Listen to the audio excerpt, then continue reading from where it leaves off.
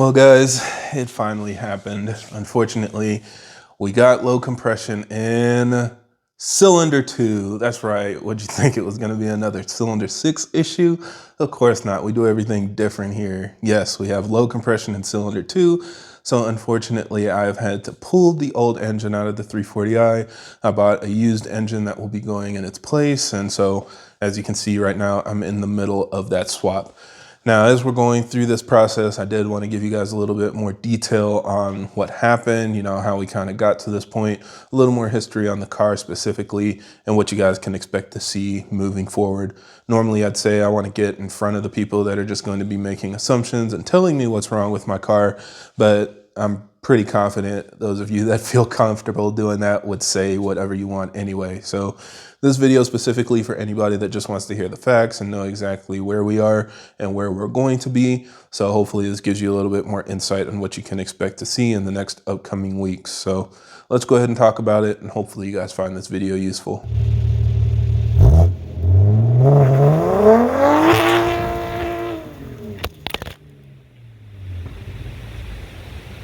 Now, as always, for everybody that's new to the channel, I create these videos to help keep you updated on the latest developments in our community, as well as discuss technical topics so that we have a better understanding of how our engines work.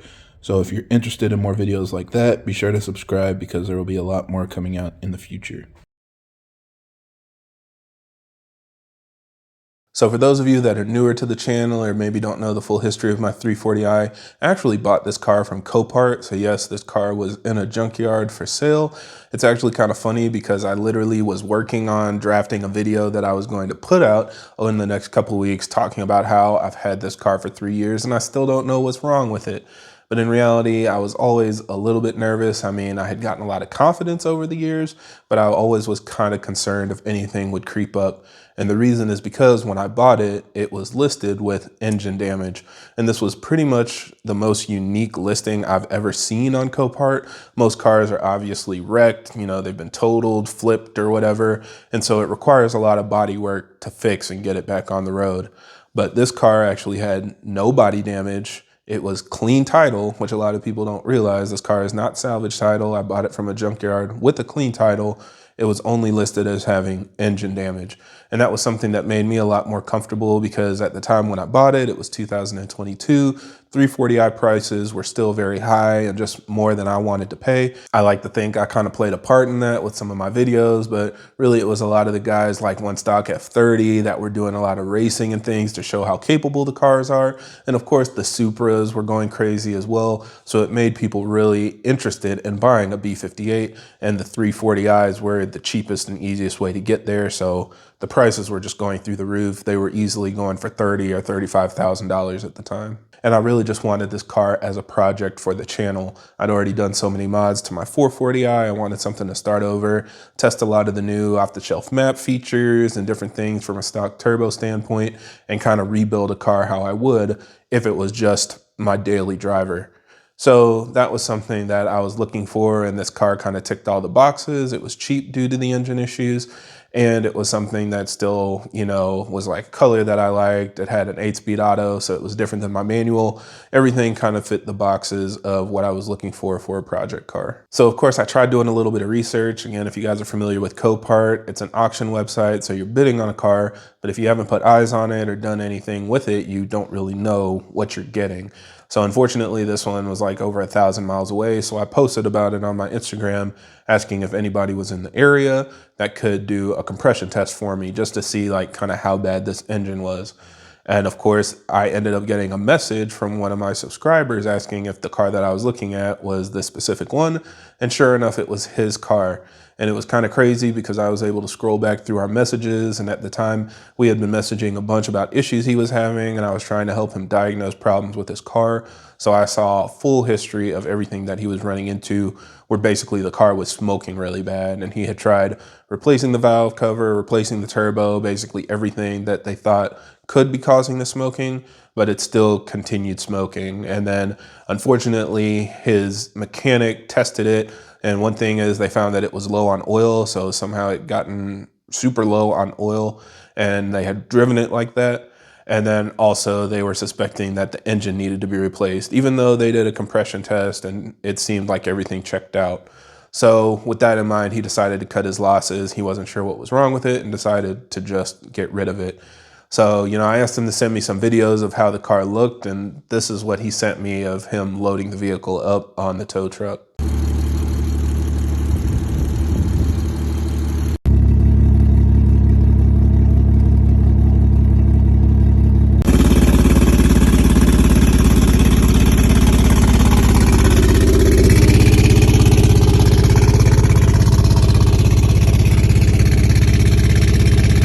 So I was able to bid and win the car through Copart and got it delivered. And since the car was still running and driving, I wasn't too worried about it. I figured at most I would need to replace the engine and I could make some content out of it. So that was kind of what my intent was. I was going to do all the testing to kind of diagnose it and make videos about that and then replace the engine. But to my surprise, when it was delivered, this is how the car looked.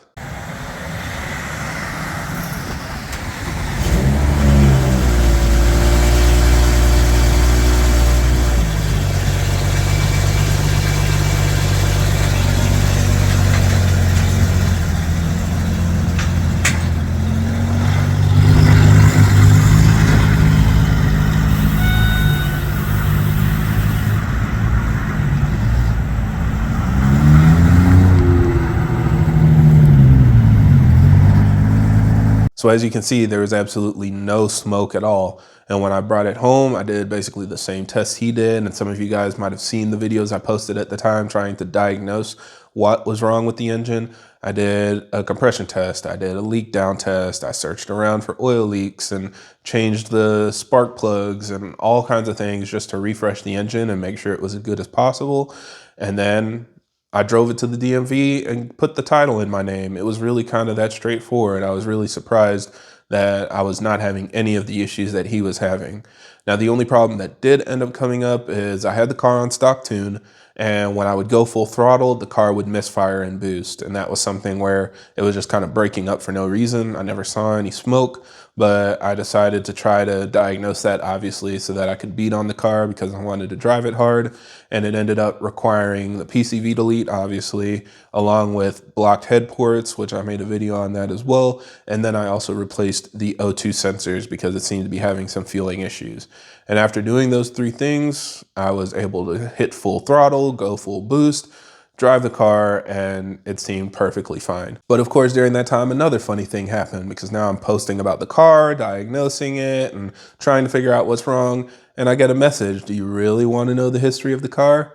And sure enough, it's the person that sold it to the previous owner. So he had even more history where he was able to share with me that he had had issues with the cylinder head. At some point, he had had issues where the drive shaft broke, and that's what ended up when I figured out that the fuel tank was actually broken. It made sense to me that probably when he broke the drive shaft, it slapped the fuel tank and knocked that sensor out of position. So it just made a lot more sense as I pieced everything together. And I knew the previous owner had upgraded the turbo to try to address it, but I asked him, did he have any other setups? And he said, well, at the time he was stock turbo, he pushed it as hard as he could, but nothing really else seemed to be making sense. So he slapped a nitrous kit on it. So he was running it on a stock turbo with, I believe he said, a 50 shot. And I actually ended up finding one of the nitrous jets in the valve cover when I was replacing it. So one of them, I guess, had gotten lost or misplaced and left in there. So the car definitely ran nitrous at some point as well. But all this just kind of gave me a bigger picture of, one, how the car had been driven. It had been raced pretty heavily. He was a dig racer and stuff. When I got the car, it had some Nitto tires on the back. So I knew people before me were using it pretty well.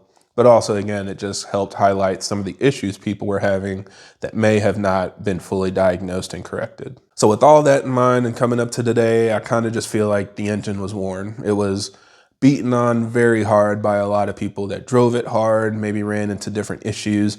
Running it low on oil by mistake, of course, is a really crappy position to be in. But I almost forgot that the car was potentially a ticking time bomb because I'd had such good luck with it. Obviously, the car made pretty good power, going from stock turbo with cams to full bolt-ons and going up to my upgraded turbo setup. the car has been running pretty well in my experience. I just kind of figured, you know, again, the engine's worn and I've been driving it hard. I obviously have ran into a lot of issues as well. Fuel starvation at the track, which is very hard on an engine, running into issues with my low pressure fuel pump and my reflex. I think I highlighted in one of my videos, you know, I've had blown fuses and things that caused all kinds of problems with that. And then even, of course, just my issues doing my cams wrong and driving the car with the engine out of timing. I've had a slew of problems that weren't caused specifically by the previous owners, just me messing with stuff that probably didn't need to be messed with. But it's taken a beating, it's worked well, it's continued driving well. And like I said, I kind of pushed all that out of my mind until a couple weeks ago, I went to do a draggy pull for another video I was working on, and that was gonna kind of help me get some more data. And unfortunately, during the pull, basically right at the top of fourth, I shifted to fifth and the car broke up, misfired really bad, and through a drivetrain malfunction and basically lost all power. I was trying to drive, and normally at least you can continue rolling, but it wouldn't even let me do that. The car just kind of rolled to a stop. Now, when I checked for codes, unfortunately, I couldn't see everything because the MHD app had been updated and I hadn't reflashed my car.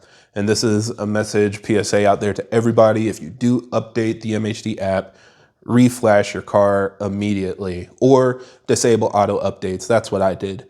That way, if MHD does update software that changes firmware settings or anything with how it communicates to a reflex, you'll still have all of those advanced MHD Plus monitoring features, so you can see if there was low fuel pressure in your reflex system or a port injector got messed up or something like that. Because in my case, at some point I must have updated the MHD app and forgotten to reflash the car. It caused the error where it just says it can't show these codes until you reflash the car because the app has been updated. So please don't run into that same issue. I've actually done that before and I knew better, but I guess in the hustle and bustle of everything, I forgot to reflash my car after updating the MHD app. So coming out of that, didn't have any codes that I could rely on. I wasn't logging at the time because I was using my Draggy and I wanted to make sure that I didn't have any disruptions in the connection or anything, since that was specifically data for a video I was using for comparison testing. And so I didn't have a log to compare as well. So literally I was just kind of SOL. So I cleared the codes, turned the car back on. It stumbled a little bit, evened out, and then I was able to drive it home. But the next day when I was checking over things, I tried to drive it again, and that's when it was smoking really bad out of the exhaust, and I just parked it and checked the compression and saw low compression on cylinder 2. So again, a lot to diagnose here. I do kind of want to put this out there to you guys. Of course, I'll be tearing down the engine on the channel, right? We got to see what exactly went wrong. But to help pay for this new engine I had to buy, I'm going to start tearing into some other things as well. So let me know what you guys would like to see in future videos. I already have a couple ideas because I know, for one, people want to know the difference between a Gen 1 and Gen 2 B58 oil pump. You know, are the Gen 1 internals metal? Is it a different design? Is there something that makes it more reliable? You know, could there be anything there? Also, the car has 80,000 miles, so is there anything specifically you want to see if it's excessively worn, like the rod bearings and stuff like that? And of course, we'll check on cylinder 2 to see what happened to the piston, or if it was a piston ring or something else. You know, I really don't know yet. I just feel like I don't have enough time to sit there and babysit it and figure out what went wrong. It's faster for me just to replace the engine and then create some content with the old one. So that's what we're going to be doing. I'll be making a video, of course, showing you guys how to remove and install the engine. But then if there's anything that you guys want to see with the teardown of the old engine, let me know and I'll be able to make that happen as well. So yeah, it is what it is. We're going to try to make the best of this situation and hopefully recoup some of the cost. I don't make a whole lot of money on this channel, but we'll try to, you know, split it down the middle somewhere, I guess, and get some of our money back by making some new content with the old engine. I do also think like the compression test wasn't 100% accurate because all of the cylinders were showing over 200 PSI. And I think the big thing with compression testers is they vary wildly in accuracy. And that's why mostly you check on the consistency between cylinders, because if one cylinder drops out, that's a pretty good indication that at least that cylinder is hurt. But you can't always trust the exact number that's shown on the compression tester, even though it shows 200 plus PSI. It might not show 200 on every compression tester. It very well could have been 120 or 130. So I still kind of think like the engine itself was just worn and, you know, kind of slowly going on its way out. And I wasn't doing it any favors either. So yeah, at the end of the day, I'd say this car doesn't owe me anything. I've been beating on it. I've been racing it. I've been tracking it. I think I've got a total of 17 track days on this car in the past 3 years. And so, you know, I've had a really good time with it. It did exactly what I got it for. It allowed me to get more seat time, and we're going to put a new engine in it and get back out there at least for the rest of this year. So I've got more stuff I want to do. Hopefully you guys are excited to see what comes out of this as well. And, you know, I'll take you guys along on the journey. So I think that is it for this video. Thank you guys for watching, and I hope this helps. And if you have any other questions or comments, leave them down below.